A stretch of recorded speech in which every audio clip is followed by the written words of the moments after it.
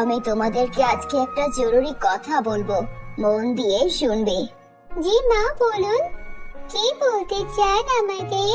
আমরা আপনার সব কথা শোনার চেষ্টা করব।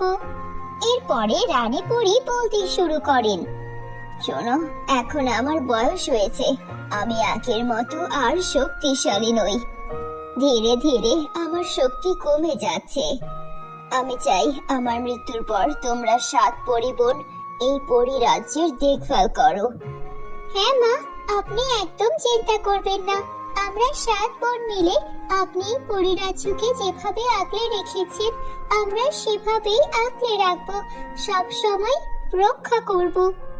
এটা আমি জানি আমার মেয়েরা এতটুকু দায়িত্বশীল যে ওরা আমার চেয়েও ভালোই পরিরাজ্য সামাল দিতে পারবে, কিন্তু এটা আমি নিশ্চিত নই যে তোমরা এখনই এই পরিরাজ্যের দায়িত্ব নিতে